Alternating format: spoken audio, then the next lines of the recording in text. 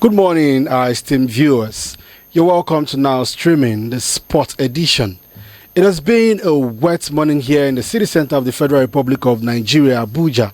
And I am Raphael Rafiki Ojao, your anchor for today. And I have before me my co-anchor.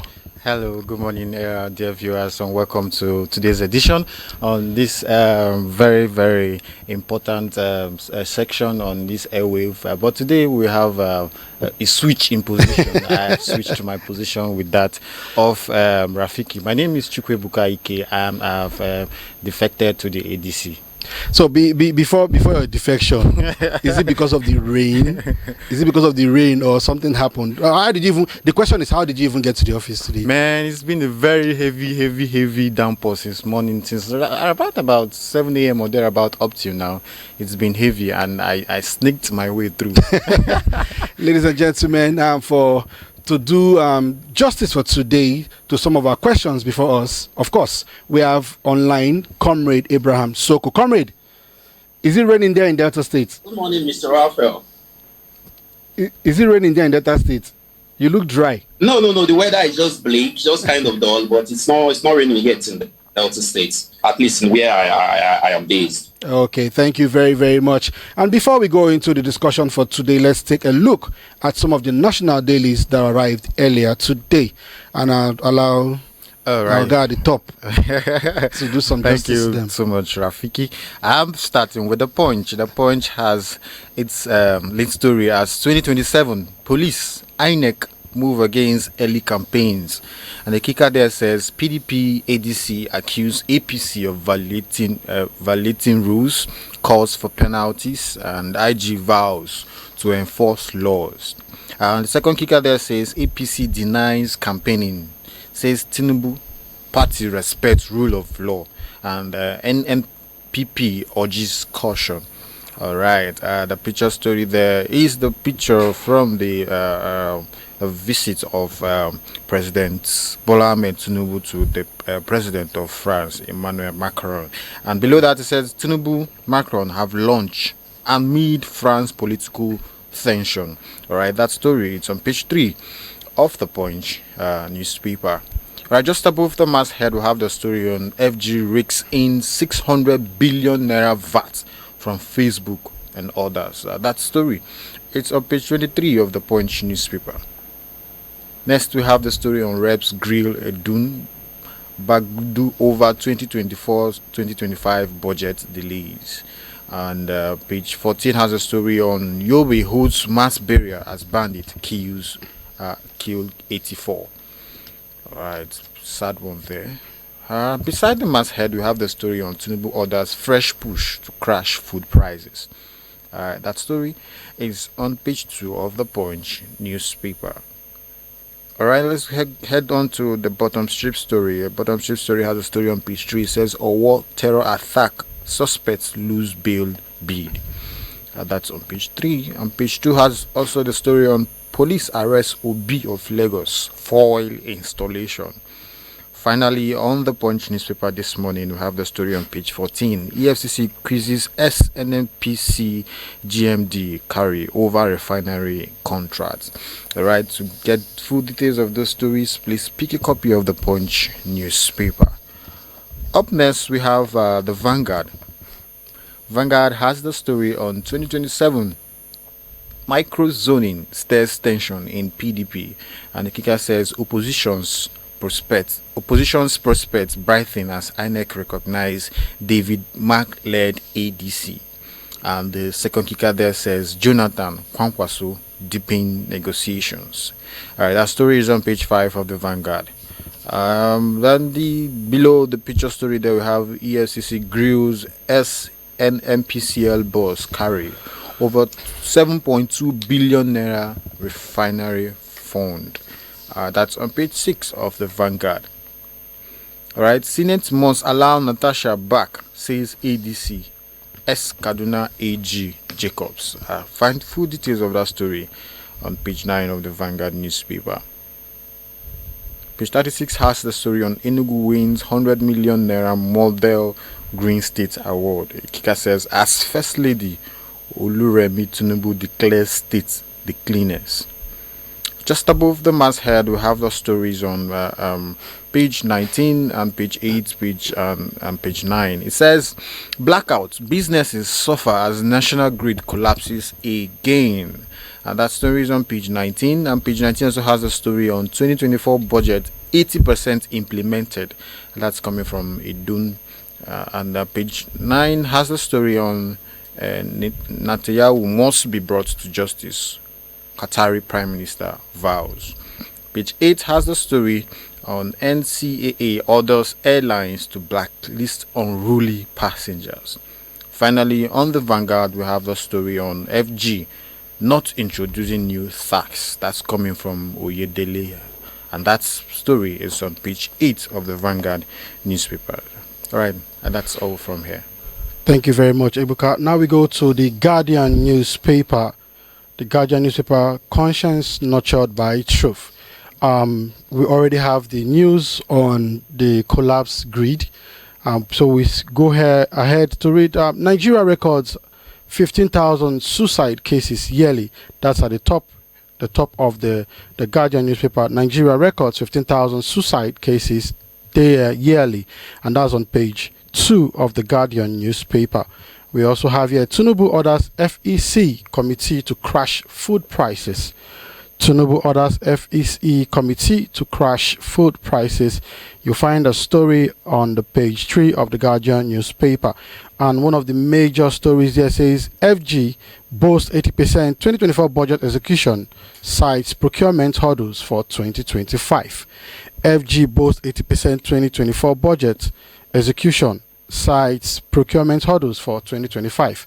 We also have below the masthead there says Obasanjo calls for lasting partnerships as IATF closes with $48.3 billion deals. Obasanjo calls for lasting partnerships as IATF closes with $48.3 billion deals. To find the full story on that, you go to page 5 of The Guardian. And just below that, we have INEC legitimizes ADC leadership, raises alarm over premature campaigns. INEC legitimizes ADC leadership, raises alarm over premature campaigns. And I'll go straight to the bottom there where we have hard questions, honest answers. I have done my part. The EFCC must do theirs. When each of us does our duty without fear or favor, with honor, respect and commitment, Nigeria moves forward. Who is saying this? If you want to find out, you get these informations on the Guardian newspaper. And to get the full gist and the full details of all the headlines that we've read out on the dailies today, please get these papers so you can be well informed. And our viewers, remember to join the conversation via the number showing on your screen or through our various social media handles. Let's take a look at these papers this morning. I don't know which one would get your attention. I hope Comrade Soko is also following us online. But first, I want us to talk about the one that I have right in front of me, which I'm very sure will make people happy. I want to believe it's not audio. When it says Tinubu orders FEC committee to crash food prices. Crash food prices. How? The question should be how, because currently I don't know, but on every item you buy in the local market has a tax attached to it. Yes. Take for instance, I was at my usual point where I most times go stop by to have lunch or probably eat something. And the other day, I normal meal that I spend, let's say if I want to go over the board, 3,000. And I was as a VIP that you have. I want to go over the board, but as I was charged 3,500 naira. I was not looking at the receipt, and I saw VAT almost 300 naira VAT for just a plate of food. So you ate VAT. I ate VAT, and I am not fat. You're not fat. So making it achievable sounds difficult to the poor man's hearing. Because if for instance there hadn't been such inclusion in the current market values of items, if you come out and tell somebody, oh, the food prices of food will probably go down, they might look at things and reason with you. But when you are telling us that the prices are going down and every day the tax net is opening It's widening, and what we also have on our hands about the issue of VAT on petroleum, PMS, that if you buy PMS of certain amount, as from next year 2026, yes, from certain percentage will be 500 naira tax charged as tax. Well, may God help us. Comrade Soko, are you with me? Comrade Soko, are you with me? Okay. I don't know if you heard the question I asked. They said Tinubu orders FEC committee to crash food prices. What's your take on that? Okay. Thank you very much. First off, I want to touch on this issue of VAT on PMS that is going to. That a lot of people are rumored to be saying that it's going to commence in 2026. Okay. If we look at one of the dailies we read that, I think the person in charge of that, I think Oyediji, the head of our tax sector, has come out to say that that is not going to be implemented anytime soon. So I don't know why we are still beating on that. First off, when I saw the whole information, I know that this is not possible at this point in time due to our inflation or food inflation we have had. Now, on this issue of food inflation and Tinubu ordering the crash of foodstuffs, I think it is actually possible. But I think what is happening right now is that we need to have a stronger what the people that usually are in charge of actually controlling these prices. Okay, that was price control. That's what I want to say. We have to really call on our price control to actually check some of these prices, because the reason why I've said that is that we have the federal government has introduced a lot of schemes to boost productivity. They are giving tax breaks. For instance, in the pharmaceutical sector, there was a time that they gave, I think, a 5% relief for the import of pharmaceutical products, and this did not reflect on our pharmaceutical products, on our drug. It did not reflect on our drugs. Also, recently, I heard that the president also gave a tax relief to the telecommunication sector. This has not also reflected in the cost of data and in the cost of airtime across the telecommunication sector. So I think that there's something actually wrong somewhere. On the part of the president, I think he's putting all effort to make sure that food inflation and inflation actually reduces in the country. So we need to actually ask ourselves some hard truths. Where does this problem actually lie? Because it's very easy for us to continue to blame the government, but the government on its part is introducing on a daily basis reliefs, but the reliefs are not being seen by the common man. Thank you very much, Mr. Raphael. Comrade, you say on a daily basis. I like how you ended it. That the government prefer ways or means of soft landing for its masses. But these items, take for instance, let's backtrace a little bit to 2020 during the COVID-19 period. Do you know that a whole lot of palliatives were out? But how did we deal with it? We had accounts of persons siphoning the items that were relief that were meant to be relief items to the masses, and had to should I say, store it up for their own personal gains. In such situations, how do you think it's possible for us to achieve this price reduction? Okay, thank you very much, Mr. Ebuka. You know, the truth is that there's a popular saying, when something unfortunate circumstance happened in Nigeria, there is this popular saying that Nigeria has happened to me. I think that is not how I would describe the situation in the country. Okay. I believe that Nigerians happen to Nigeria. You understand? The problem of Nigeria right now is Nigerians, because I feel that on a lot of our institutions, a lot of individuals, they are not transparent. They are full of corruption. Now, you made mention of the whole ordering of palliatives. Okay, there were schemes introduced in 2020 to cushion the effects of COVID. But we saw politicians, we saw leaders ordering these materials in warehouses to use for elections and for their personal usage. So what I would want to say is that Nigerians, we actually need to do much more better. Now, if you go to Niger State, I want to speak directly to the food inflation. If you go to Niger State, for instance, the president, the federal government have introduced a lot of commitments in trying to facilitate production in that state. They bought a lot of tractors for the government. They even went as far as banning a product, I think shea butter.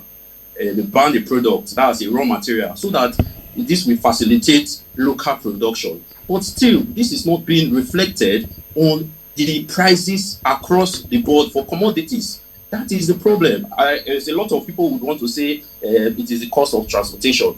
But in recent months, still, we saw a reduction before this whole paying crisis with Dangote. We even saw a reduction in PMS to almost 887, at least where I am at. But these all schemes, as I've said earlier, is not reflected on the prices of food items. So at this point in time, I think that in as much as we would want to hold the federal government responsible for the high cost of foodstuff, I think we have to also look inwards.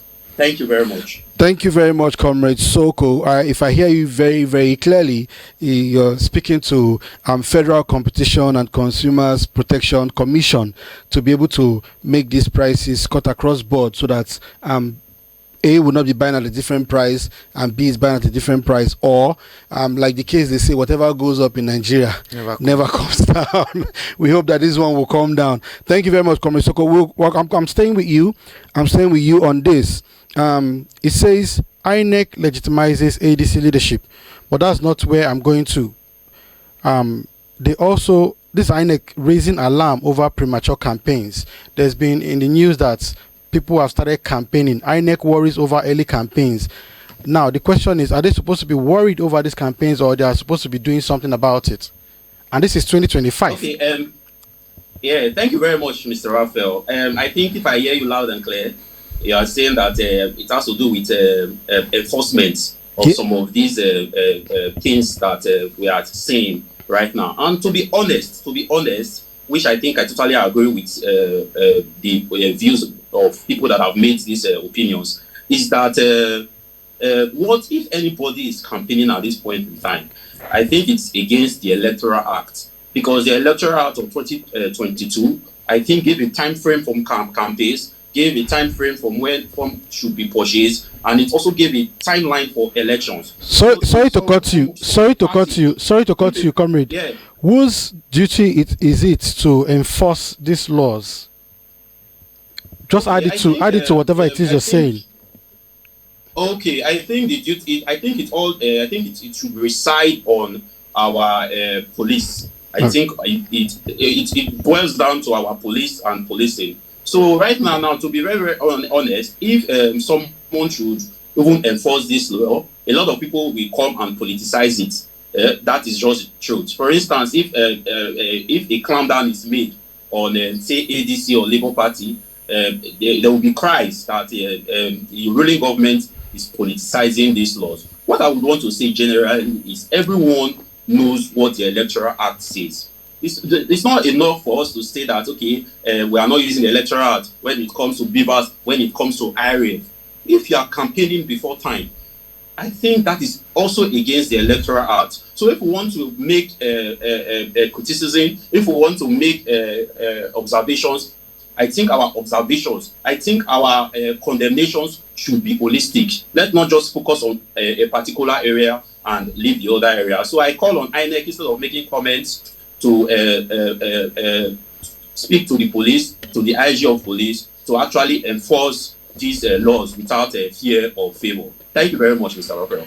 Okay, thank you, Comrade Soko. Ebuka, from what we've been hearing since yesterday and early this morning, that it's been the ruling party that has been doing early campaigns, and INEC is saying that they are worried over these early campaigns. And according to Comrade Soko, who has said it's the job of the Nigerian police force to put a stop to these things, do you think they have the power to be able to stop the ruling party for these early campaigns that they are into?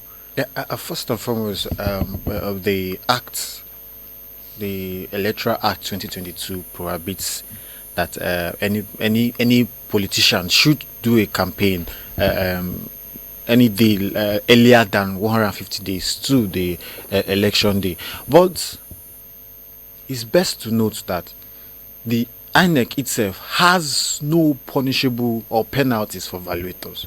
So how do you want the persons or the party or politicians in question to be cautious? I tell you, Raphael, don't move. And I don't tell you that if you move, you will be served this or you'll be done this or that. You feel it's nothing, isn't it? But in such a situation where there is a law that says anyone who breaks or violates this law will lose his seat or ability to contest.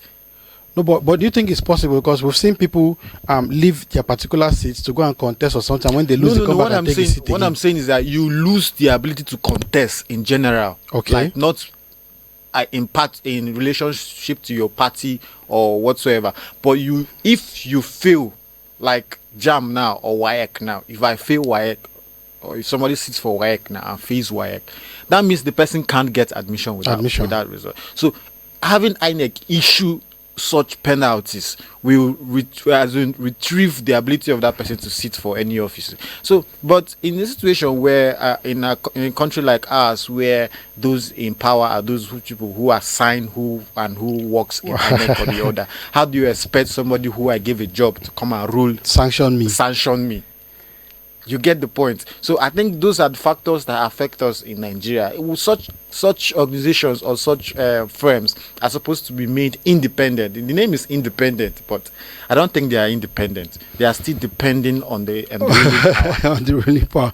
Okay, Nigerian Police Force, the ball is in your courts to do the needful. And viewers, remember to join the conversation via the number showing on your screen or through all our social media handles, please. And at this point, we'll pause right now to go for a short break, and when we come back, we'll go straight into all the sporting gist that we have for you. Please do not leave.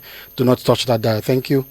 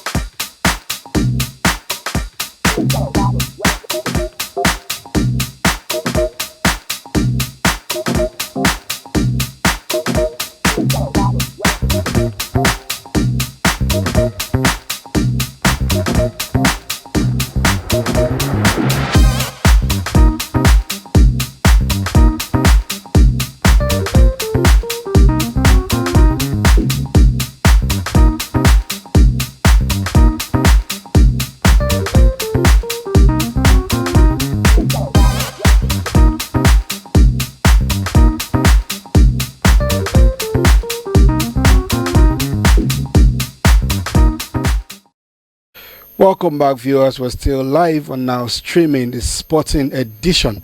I still have with me my co-anchor, Mr. Ebuka. Yeah, now I've changed my clothes and we're ready to go into the world of sports. While in sports, you know, the blood and all the vessel in the body. You're angry. You want to let out some things. So when you talk about sports, surely you will sweat.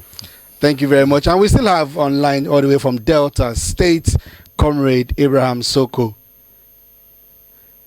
Yeah, thank you very much, Mr. Raphael. Thank you very much, Mr. Godwin. I'm always glad to talk about sports. Thank you. Okay, viewers, once again, I say remember to join us. Please, you can call in on the lines or the numbers showing on your screen or on all our various social media handles as we're about to delve into the world of sports. I have right here in front of me from the Sponge Sports Extra rallying cry. My players are professionals and I know they still want to win the remaining 2 games. That is coming from the coach, Eric Shell. And I have just by the top left there, it says Madueke better than Saka. Madueke better than Saka. And just under Mamouche out of Derby Clash. Mamouche out of Derby Clash, and that's for those who are getting ready to see the Manchester United Manchester City game. And I have at the top Roar confidence of World Cup ticket. Roar is confident of World Cup ticket. That's the coach of Benin Republic. Yes, the former coach of the Super Eagles. Still on the headline there, I have at its right there, it says Sociedad open door for Sadiq's exit. Sociedad open door for Sadiq exit. And these and many more will be bringing your way as we discuss all the information concerning the sport. But first, Ibuka, and I'm sure Komesoko is listening to me. What is our hope? When I say our, I'm talking about the Super Eagles of Nigeria. What is our hope of qualifying to the World Cup? And mind you, before you answer and before I go to Comrade Soko, Gabon, I'm listing the countries who are second in their various groups. Gabon has 19 points. They're in second. Madagascar has 16 points. They're in second. DR Congo, who, because they lost at home, destroyed their stadium, have 16 points and they are second. Burkina Faso, 15 points, second. Cameroon, 15 points. Namibia, 15 points. Uganda, 15 points. Benin Republic, who are also in our group, 14 points. And then Tanzania has 10 points. Now hold your thoughts. Out of all these people who are second, CAF will pick the 4 best losers. 4 best out of the 9 groups. Out of the 9 groups. Yeah. And these 4 best losers will play a semi-final and then a final. And then the winner will go and join an intercontinental competition, of which they will pick the first and second for the last 2 slots of the World Cup. Now, if you check this table I just read out, except for Tanzania, Nigeria has 11 points. The closest to Nigeria is Benin Republic with 14 points. And the highest point Nigeria can garner from the last 2 games that are left is 6 points plus 11, 17 points. Ebuka, what are our chances? You know, there's this issue with us in Nigeria.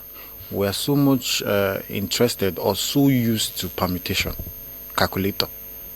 You know, when it is time for us to do what we are supposed to do, like, for instance, there is an average of 10 matches for this qualification phase, and out of the 10 matches, there's 30 points to be garnered. All right, and we've played 7 matches, isn't it? 8 matches, and we have 11 points out of the 30. We drew 5 and won only 2. We have 11 points out of the possible 30. So at this point now, we're struggling to find our footing. Our footing to come out as probably second in the group. If we're trying to come out as second in the group, I will tell you that, again, Madagascar 16 points, DR Congo 16 points, Burkina Faso 15, Cameroon 15, Namibia 15, Uganda 15. So we are hoping that all these teams will lose. We will not win their next matches. You know, that's what I talk about permutation and pressing of calculator. We are now pressing calculator and minusing points from various national teams that are possibly in good contention with us at that same position. So at this point, as at the last match, before the last match, that's against the Bafana of South Africa. Okay, yeah, Bafana. I practically didn't watch the match, because I know that we are not going anywhere. Okay. We are not going anywhere. Thank you very much. You know, it's not about having faith. Faith without work. The Bible says faith without works is dead. We all have faith that we will qualify, but our working approach is so out of place. Hold your thoughts, Ibuka. Comrade Soko, I'm going to ask you one question. What did you think went wrong in that game against the Bafana of South Africa?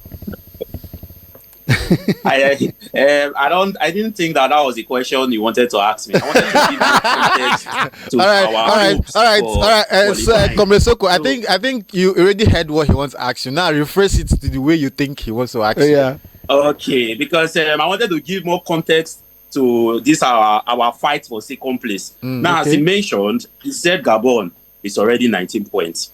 Yes. If we win our next 2 matches, I think we will be 16 points or so. I think 16 or 17. We're already at 11. So 17, yes, we'll be 17. So right now, that's if you win, comrade, please take note. That's if you win your next 2 matches. That's to say that mathematically, out of that 4, that 4 qualifying space for second best runner-up, I think 1 is already gone.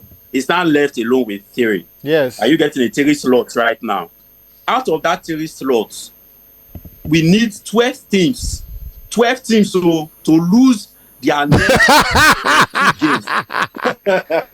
That's why I said I wanted us to now let's solve mathematics. That Mr. Godwin said we like solving mathematics. Now let's look at this mathematics. If this mathematics is even possible, we need 12 teams to lose their next 2 games. 2 games for us to qualify for us to qualify or have any chance of qualifying for the World Cup. So as at this point in time, I think that I've joined Mr. Godwin to actually lose all hope right now. On the question that you asked me, I think a lot of things went wrong.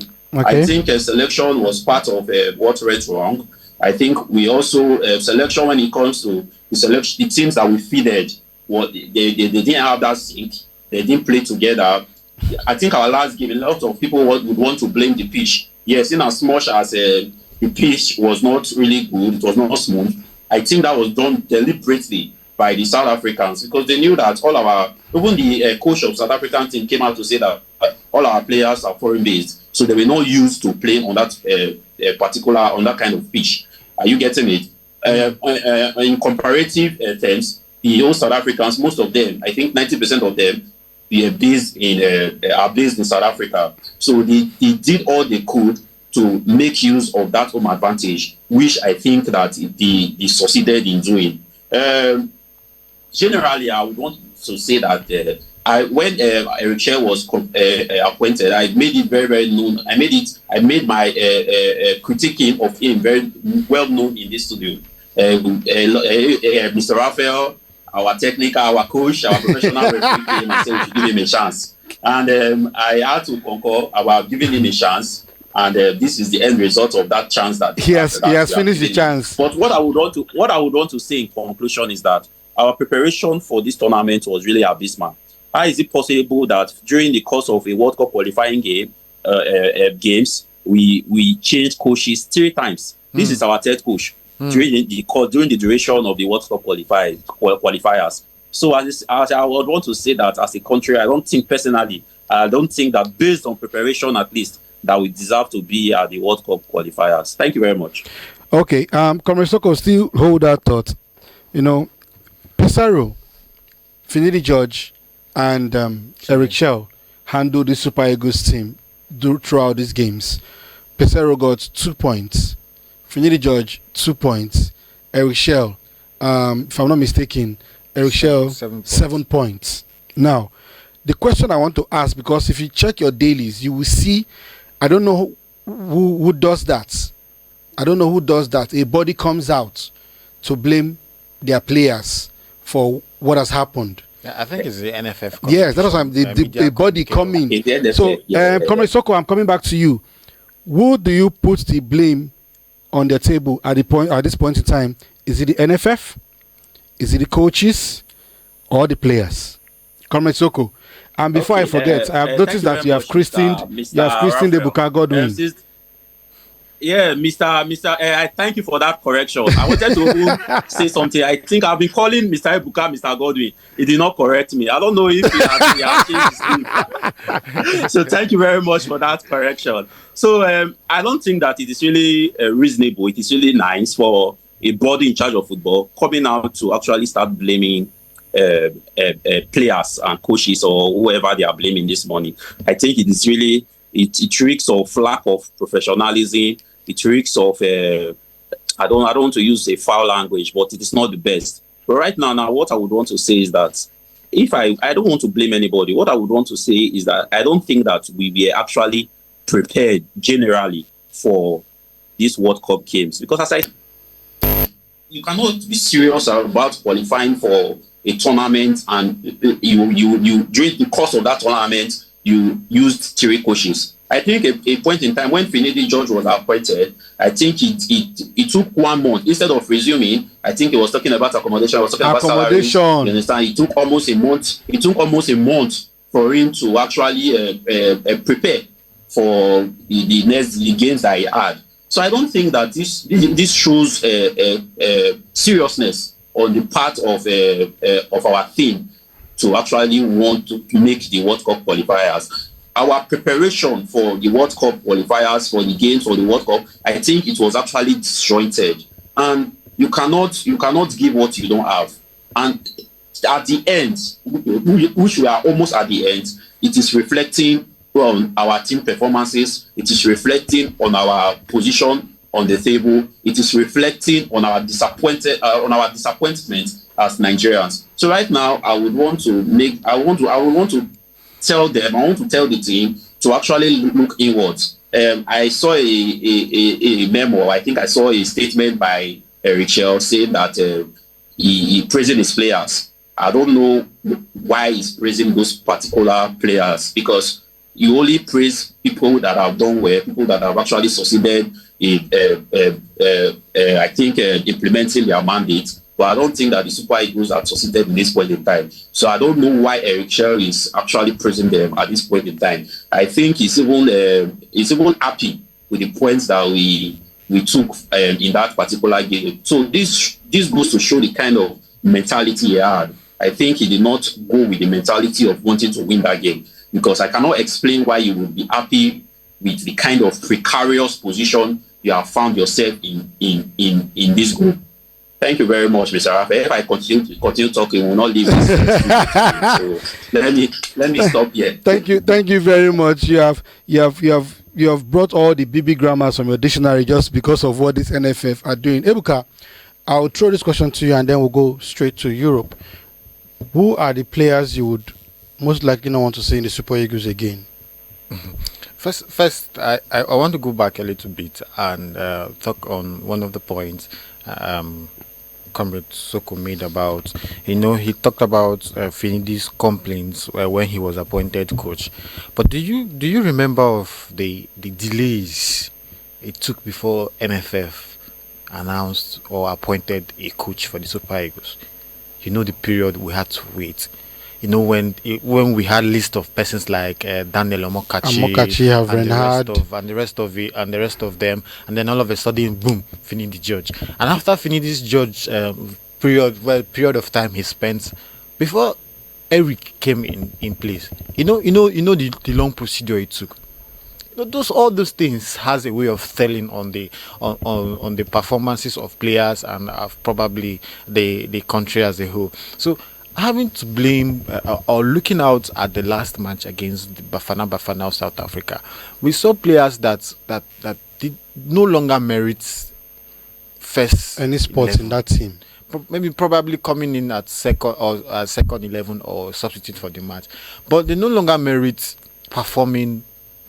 Do you think 90 minutes or 50 minutes? Do you think Ekong should have played that game? Coupled with the fact that after the Rwanda game, he didn't start the game. He came in maybe later after we had scored to help them cover up to win that game. Do you think there was any need to bring him into a game? First and foremost, we had pitch issues. Secondly, the guys were faster and younger, and you need a younger defense line to match up this guy, and yet you decided to put him. Was it because of the pressure of people that said, why did you remove him in that game? See, Rafa, first and foremost, we must acknowledge the efforts of our heroes past, most especially our current heroes, persons of Ekon and the rest of them. They had their peak moments, but now age is telling on them. Is that not why they said, what's that thing? They say, live while the sunshine. Yes. Live while the ovation is loudest. Yes, exactly. Than when it's down. All right, because Ekon, at a point, he was the MVP at the last AFCON. Yes, at the last AFCON, at a point, he was our best option.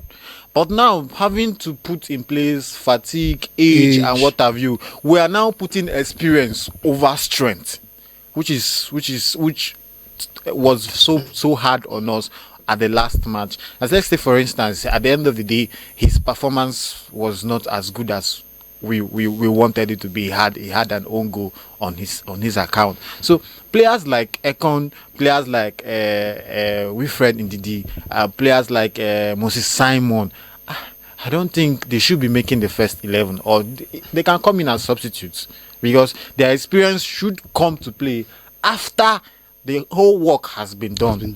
Like, let's say the energies of those opponents are a little bit down. Now you can come in with experience and use experience to garner the desired result. Thank you very much, Ebuka. I hear you loud and clear.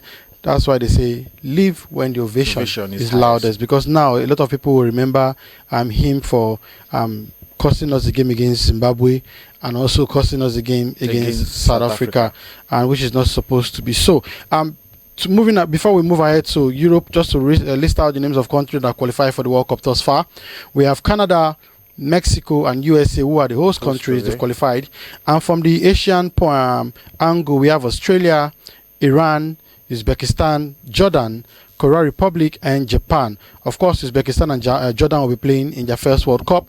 In Africa, we already have Morocco and Tunisia, who went all through without even losing a game, and they've qualified. In the CONMEBOL, we have Argentina, Brazil, Colombia, Ecuador, Paraguay, and Uruguay.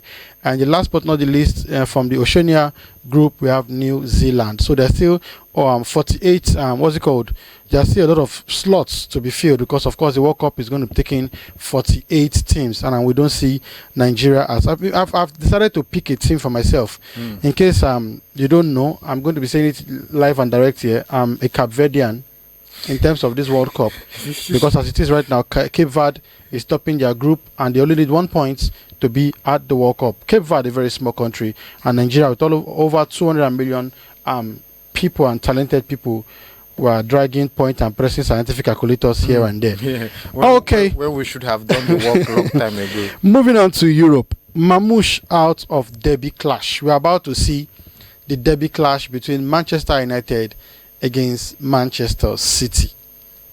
Comrade Soko, Manchester United against Manchester City. Briefly. Before you say anything, Haaland just scored 5 goals at the qualifiers. At the World Cup qualifiers. Okay. So that guy defects now. I think that to be very, very honest, I don't think Manchester City have actually found their feet yet when it comes to the Premier League, to be honest, because I think their performances this season have been really poor. They lost to Tottenham. I think they also lost their last game. So going with these injury woes, it's not going to actually give confidence to Manchester City right now.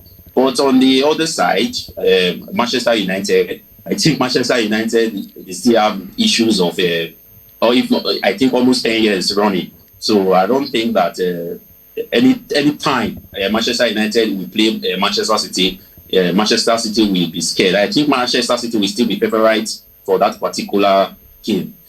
Finally, I know I've left Africa, but for us that are actually wanting Nigeria to qualify, I think we should actually, I always want to put it in context. Now we want, I think there's a ranking for the second place teams. Right now, Nigeria is not even second. So if you look at that ranking for the second place teams, the ninth in that on that ranking is Tanzania with 10 points. Yeah. Unfortunately, Nigeria have more points than Tanzania, but we are not second. Are you getting it? So these are the issues. I don't think that we should continue pressing that calculator. Let's just forget about it. Let's prepare. Let's prepare for the next World Cup. I think this is already gone. Comrade, let's prepare for the AFCON. Let's prepare for the AFCON and probably bring back the trophy again for the AFCON. Yeah.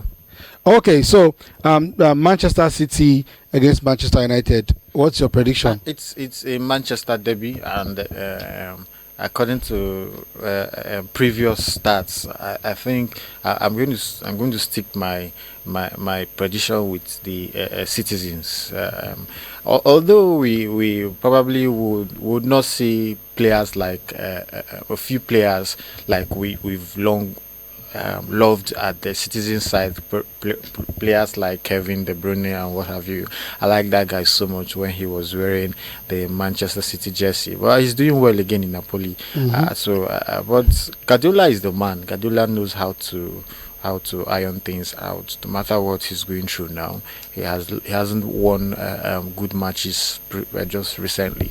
But I think with Manchester United, he will begin to pick up his pace. Okay, and like I said to Comrade Soko, also have it at the back of your mind. Haaland just scored 5. That's why I'm picking the side of Manchester City. So that confidence is out. One player 5. They beat 5 your team 11. 11. If I'm one of those players, I won't play again. 11-1.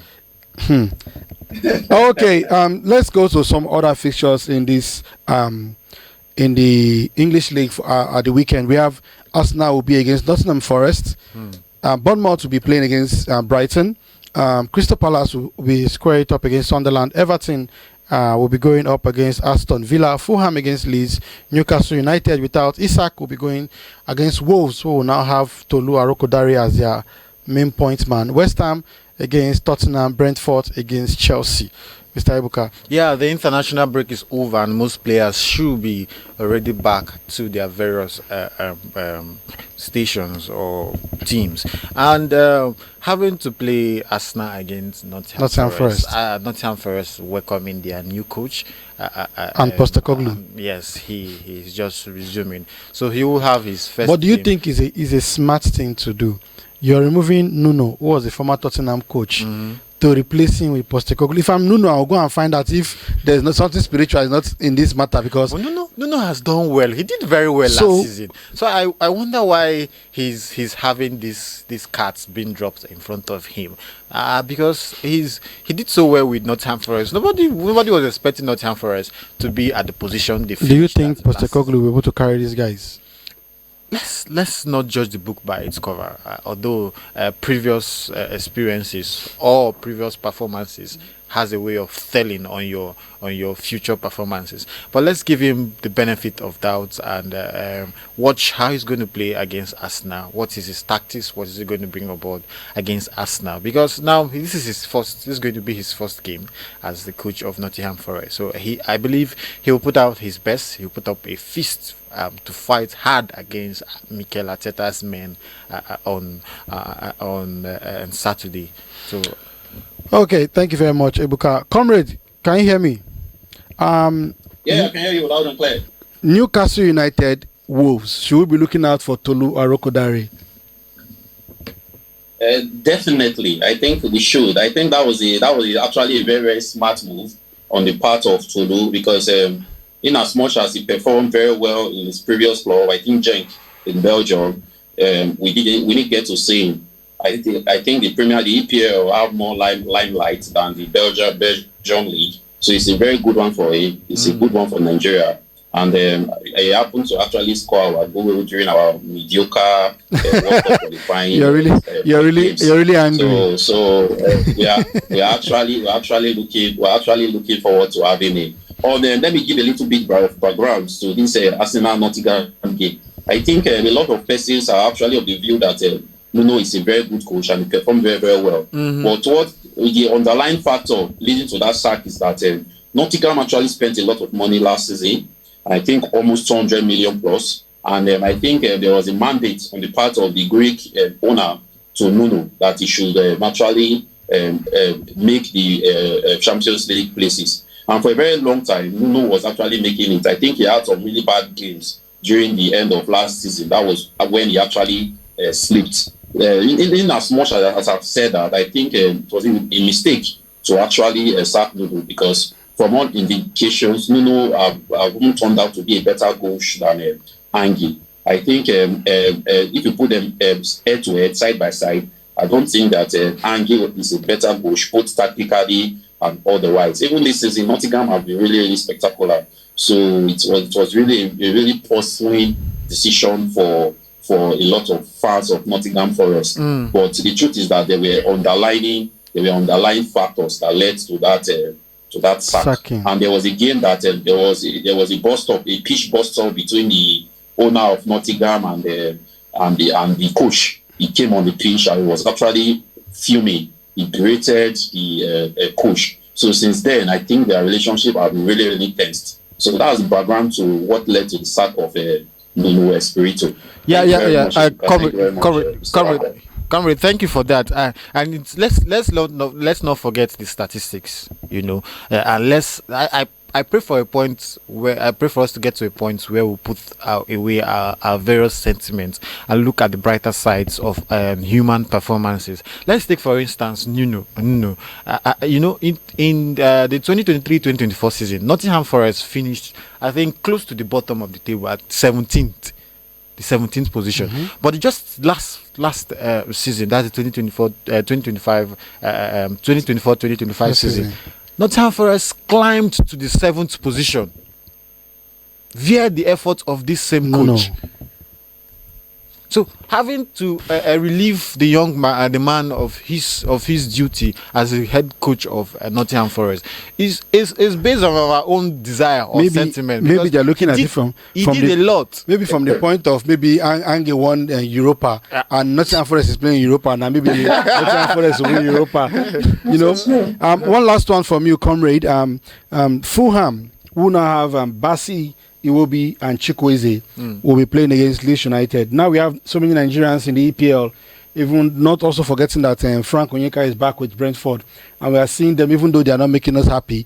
We are going to be seeing these three guys squaring it up against Leeds United. What's your take on that? Very quickly. Okay, very quickly, I would say that it's very difficult for us to actually predict the Premier League. To be honest, I think the EPL is one of the unpredictable leagues in the world. So I don't think that I'll go with either side, but I'll go with a draw. Let me not sit on the fence. I'll go with a draw in that particular game. But what I would want to say in this point, generally, I think that Nigerians are actually making us proud when it comes to featuring, when it comes to coming to the Premier League. And I think I read on one of the dailies that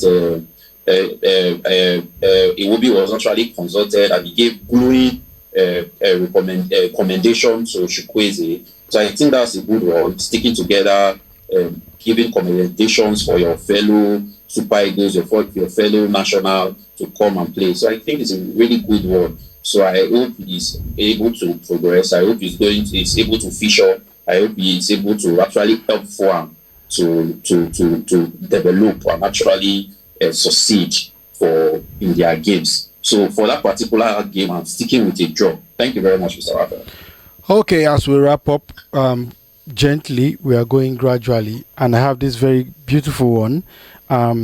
Cristiano Ronaldo scores his 139th and 140th international goals. Now, we know that Ronaldo is getting close to 1,000. His target is 1,000. Ebuka, do you think it's possible? Do you think it's doable? That's should I say young man? Older than me. Young old man. Still young, yeah. Because you see him struggling or competing with very young persons in the field of play. That he's so passionate. He has a vision, and he over time we've known him. Before you answer that question, do you think this argument is valid? That most of his goals are penalty goals and tap-ins? It's not valid. It's not valid because a goal is a goal. It doesn't matter how you score the goal towards it. Like to lose goal. It's a goal. It's a goal. He gave us the point.